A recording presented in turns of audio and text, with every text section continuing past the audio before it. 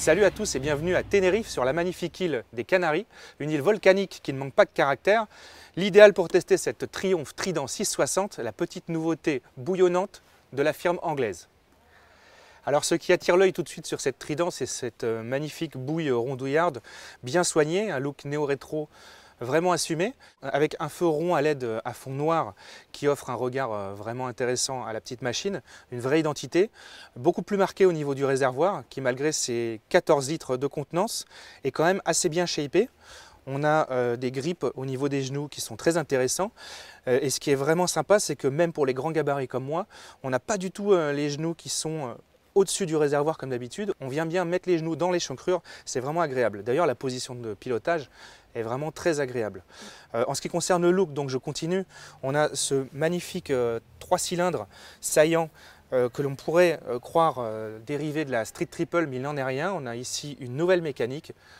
Alors certes, on a quand même des éléments communs, mais on a plus de 67 composants qui ont été repensés par Triumph uniquement pour ce modèle. Triumph a pensé cette moto un peu comme une sorte d'entrée de gamme plutôt bien finie, avec un look vraiment réussi. On a une qualité de finition qui est quand même assez remarquable, les commodos sont bien intégrés, c'est assez facile à utiliser. On a les commandes très bien en main, on a un démarrage à clé classique.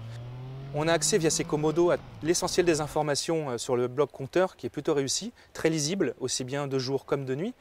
On peut d'ailleurs régler l'intensité lumineuse. Le bloc compteur nous offre une mine d'informations comme le rapport engagé, mais aussi le mode choisi, car il y a deux modes de traction sur cette machine, le mode classique et le mode drain, qui permet d'avoir une réactivité de l'accélérateur beaucoup plus soft, qui permet d'avoir un minimum de grip sur un revêtement beaucoup plus glissant, comme c'était le cas aujourd'hui quand on est monté en altitude. Alors certes, le moteur est un tout petit peu moins vif que sur la Street Triple. On a là un moteur un peu plus docile, un peu plus malléable, un peu plus rond, qui ne manque pas d'allonge. On a 81 chevaux au-delà de 10 000 tours minute. Et on a aussi un couple de 64 Nm qu'il faut tout de même aller chercher dans les tours, il faut quand même le reconnaître. Ceci étant, la moto est assez vivante. On a été surpris par la vivacité de la machine. Elle est très maniable, très facile à en prendre en main. D'ailleurs, quand on monte dessus, on voit tout de suite qu'on est très bien assis. La moto a une ergonomie vraiment très pratique. Avec un passager, il n'y a aucun problème, même pour les grands gabarits comme moi. Sur les enchaînements de virages, sur les freinages appuyés, sur les accélérations, on est toujours un peu en confiance. On a quand même une moto qui est très facile à prendre en main.